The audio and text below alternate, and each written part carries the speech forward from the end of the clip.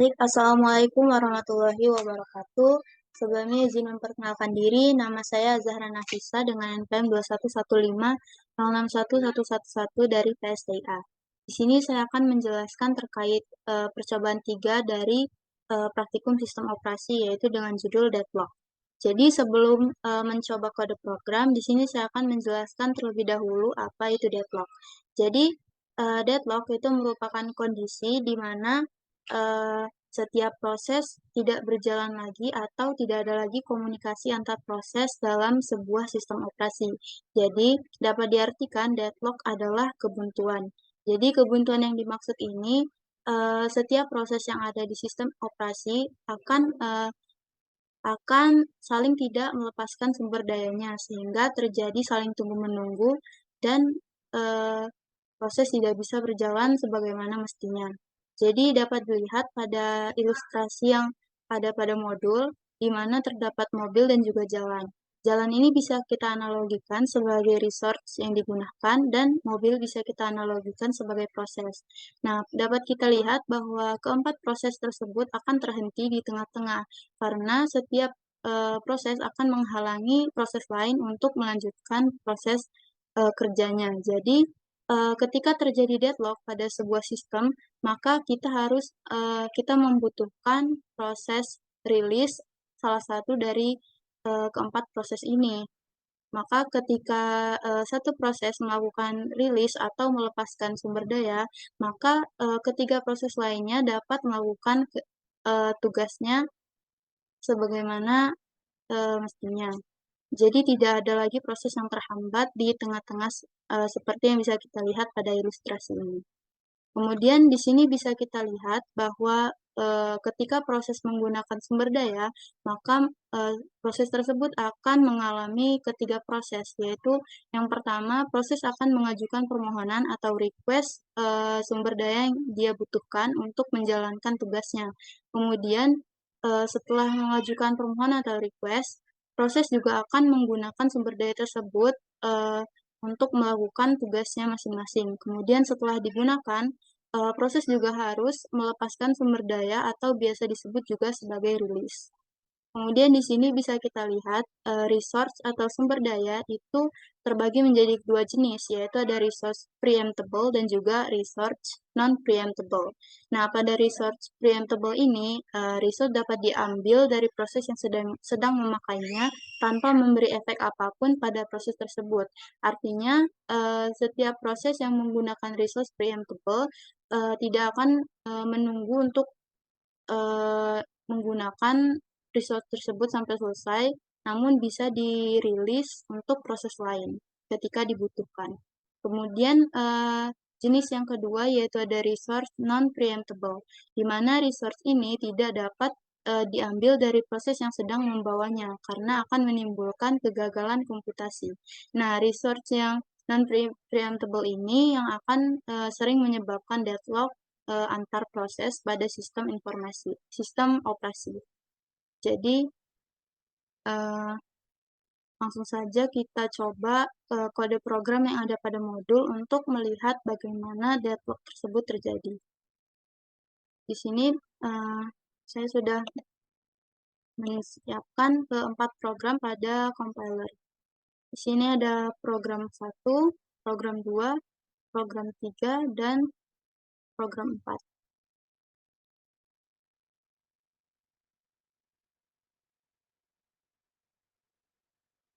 Nah, keempat program ini akan menggunakan resource untuk melakukan tugasnya.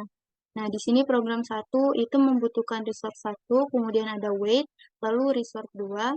Nah, pada program 2 itu akan menggunakan resource 2, kemudian ada wait atau tunggu, lalu akan menggunakan resource 3. Kemudian pada program 3 itu akan menggunakan resource 3 dan wait, kemudian resource 4. Nah, yang program yang terakhir bisa kita lihat dia akan menggunakan resource 4, kemudian ada wait atau tunggu, lalu akan meminta resource 1. Nah, di sini bisa kita compile programnya satu persatu. Kemudian kita klik load in memory. Begitu pula program yang lainnya, kita compile, lalu load in memory.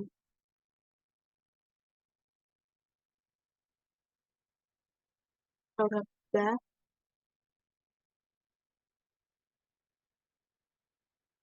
program yang terakhir,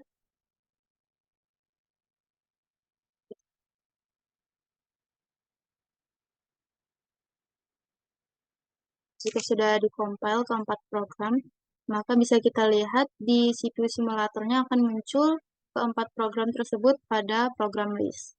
Kemudian kita masuk ke OS simulatornya. Nah, di sini bisa kita lihat pada program list sudah terdapat 4 program yang telah kita buat sebelumnya. Jadi, di sini bisa kita atur schedule-nya itu round robin, kemudian ticksnya adalah 10, dan kecepatannya maksimum. Di sini bisa kita create new process dari keempat proses yang telah kita buat.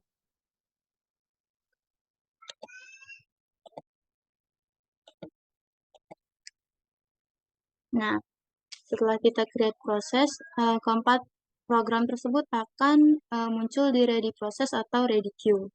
Jadi, di sini bisa kita buka view resource untuk melihat resource yang digunakan oleh setiap program. Sini bisa kita start.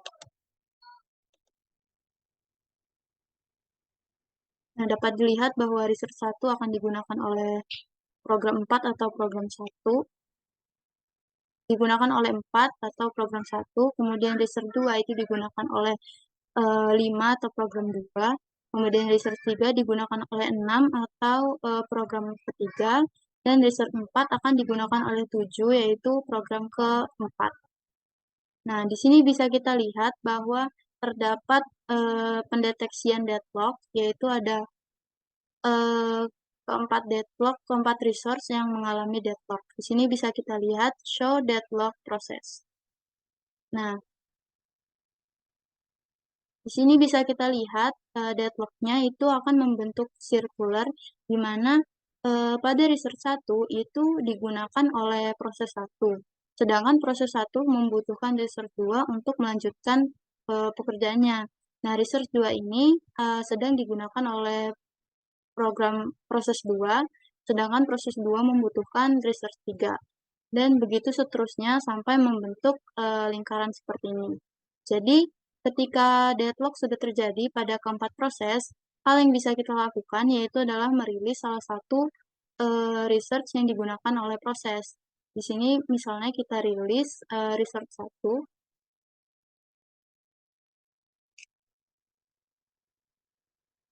Nah, bisa dilihat ketika dirilis itu dia akan melepaskan research yang sedang digunakan.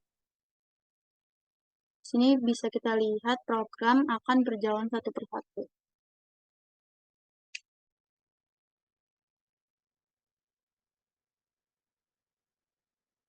Nah, deadlock yang tadi saling tunggu-menunggu akan selesai ketika salah satu research-nya dirilis oleh satu proses.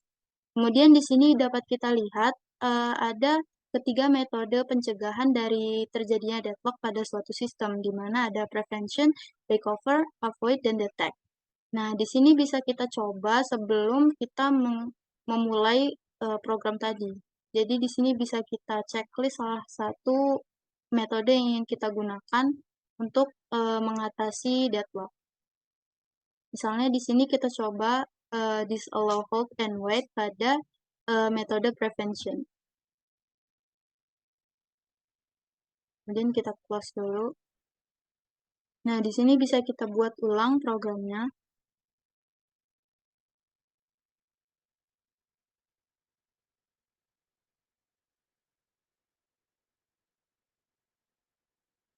Nah, ketika sudah dibuat kembali, sudah muncul lagi di ready process atau ready queue, kita bisa view research, kemudian kita start lagi.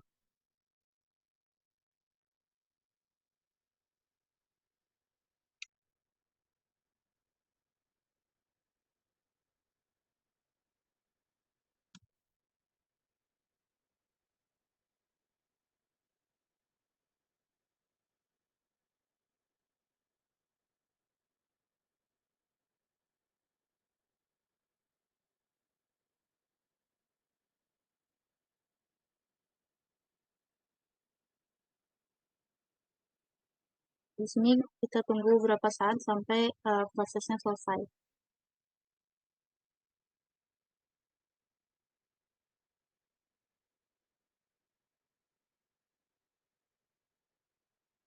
Di sini R1 akan selesai lebih dulu, kemudian R2, R3, dan R4.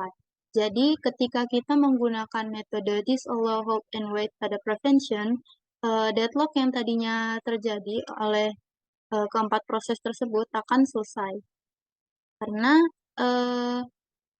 ketika kita menggunakan disallow, hold, and wait, berarti kita tidak mengizinkan adanya proses hold and wait, di mana setiap proses akan tidak saling tunggu-menunggu untuk merilis sumber daya yang sedang digunakan. Jadi, bisa kita lihat pada program sebelumnya yang kita compile, itu di sini terdapat fungsi wait, di mana ketika ingin menggunakan research selanjutnya, itu program akan melakukan wait atau tunggu sebelum merilis research yang sedang digunakan.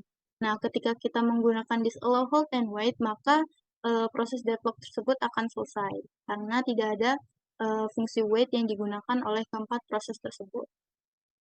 Kemudian di sini kita coba lagi yang metode selanjutnya yaitu disallow circular wait pada prevention. Kemudian kita ke CPU, ke OS simulatornya lagi. Kita buat lagi programnya dari 1 sampai 4.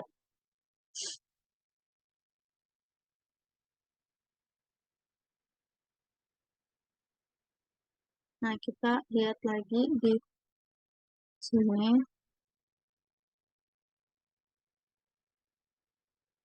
Kita tunggu sampai prosesnya selesai.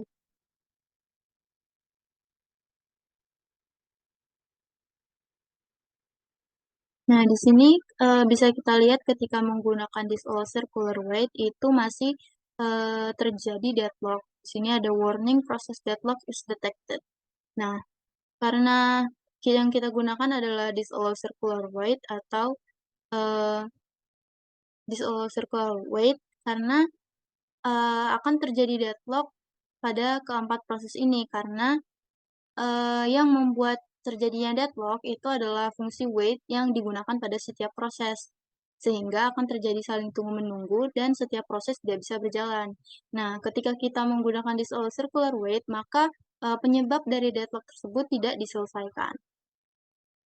Tidak bisa diselesaikan oleh circular wait ini. Jadi, kita bisa menggunakan metode yaitu disallow, hold, and wait untuk mengatasi penyebab dari deadlock yang terjadi antara keempat proses tersebut. Kemudian di sini bisa kita coba lagi metode yang kedua yaitu ada recover yang abort proses. Di sini kita selesaikan dulu programnya. Kita kill. Di sini kita coba yang recover abort proses. Kemudian di sini kita buat lagi prosesnya.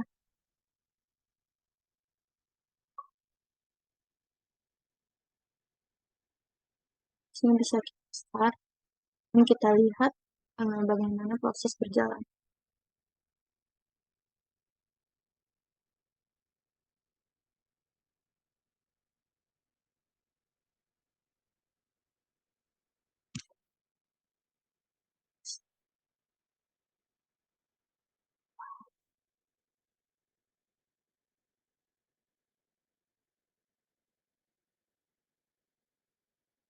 Nah, sini keempat research sudah selesai dengan baik, di mana kita menggunakan metode abort proses untuk mengatasi deadlock.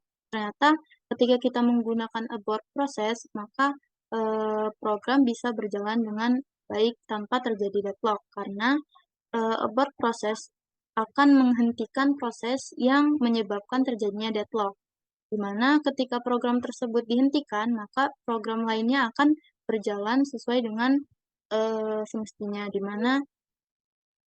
mana setiap proses akan mendapatkan research yang dibutuhkan untuk melakukan tugasnya masing-masing. Kemudian di sini kita coba lagi yang kedua, yaitu ada preempt research.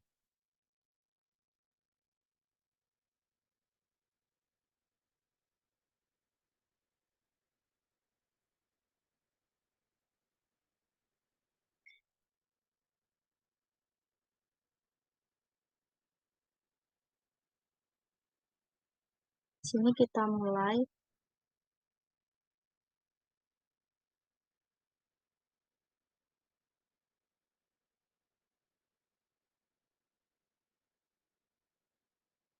Nah, di sini sudah terdeteksi ada deadlock. Kemudian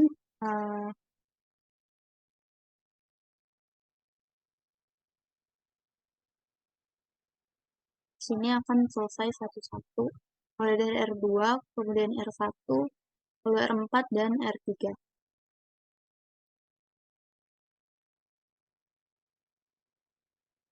Nah, jadi deadlock akan selesai ketika kita menggunakan metode preempt research, di mana preempt research ini bisa kita lihat pengertiannya di modul. Tadi sudah saya jelaskan bahwa research preemptible itu di mana research dapat diambil atau dilepas dari proses yang sedang memakainya tanpa memberi efek apapun pada proses tersebut. Jadi, ketika research 1 sedang digunakan oleh proses 1, dan proses 2 membutuhkan research 1 untuk menyelesaikan tugasnya, maka research tersebut dapat diambil atau dilepas dan tidak memberikan efek apapun pada proses yang sedang memakainya. Jadi, uh, deadlock akan teratasi dengan menggunakan preempt research ini. Kemudian yang terakhir itu ada avoid dan detect. Di sini kita coba yang detect. Di sini kita buat lagi prosesnya.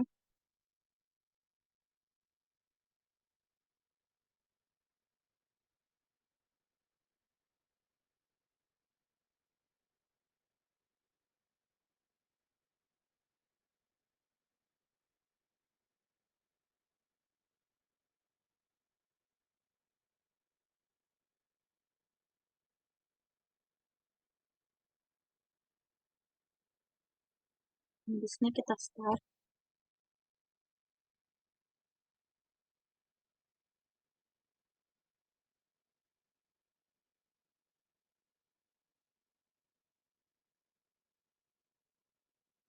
Nah, sini bisa kita lihat pada sistem research ini, ketika kita mengaktifkan do not detect, maka tidak terdapat warning yang ada di atas sini.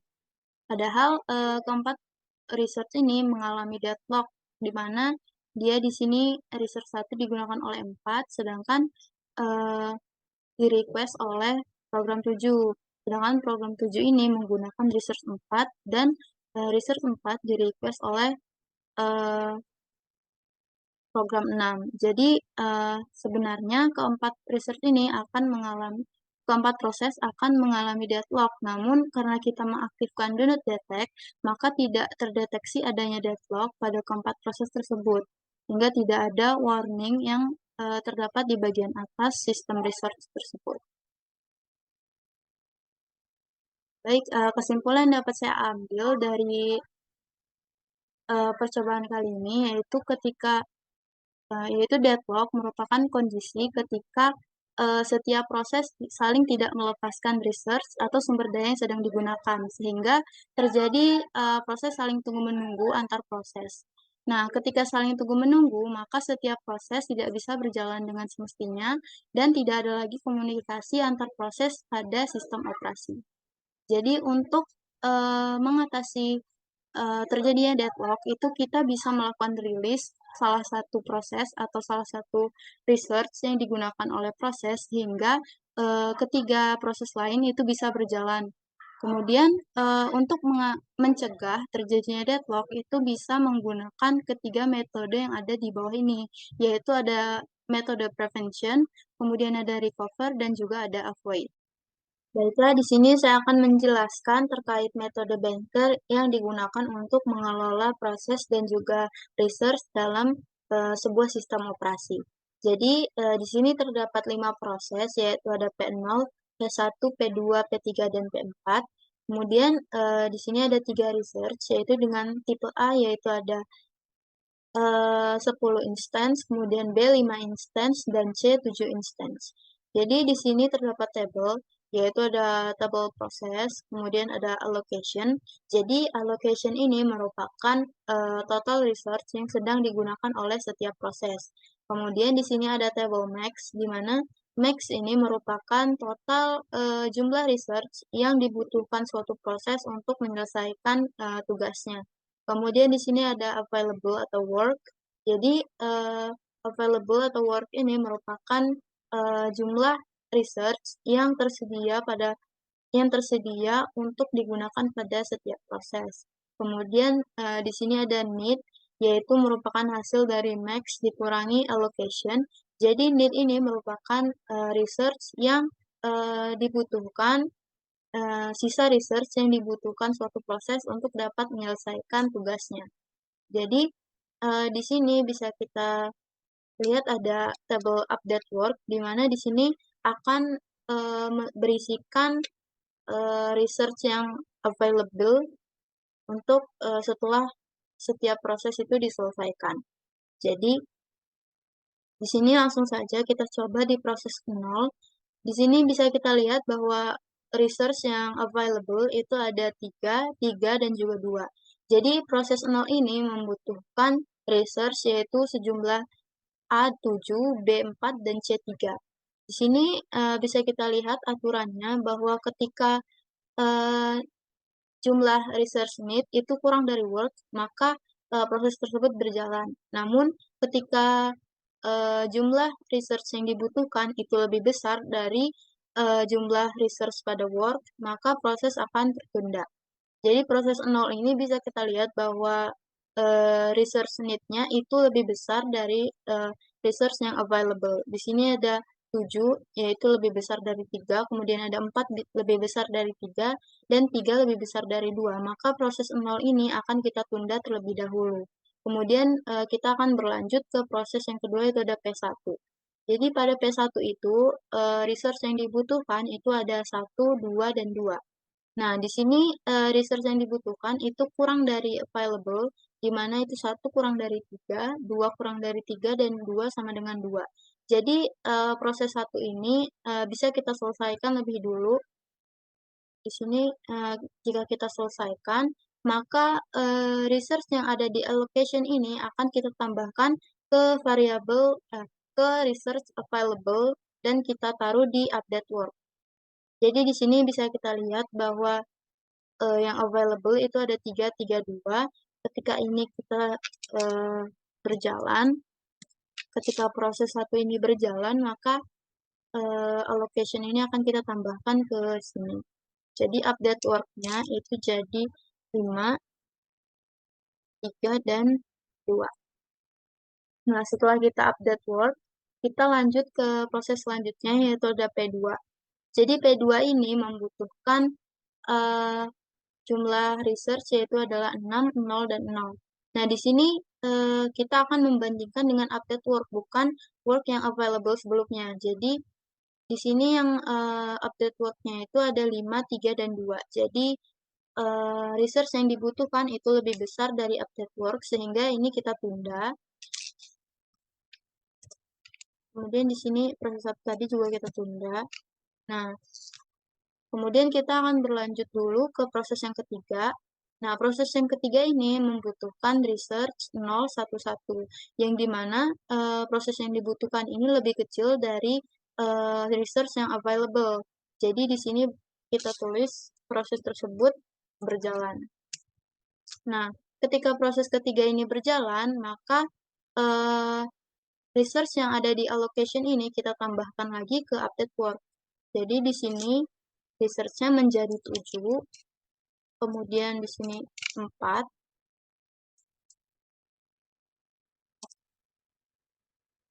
dan di sini menjadi 3. Nah, di sini sudah menjadi research yang terbaru, yaitu ada 7, 4, dan 3.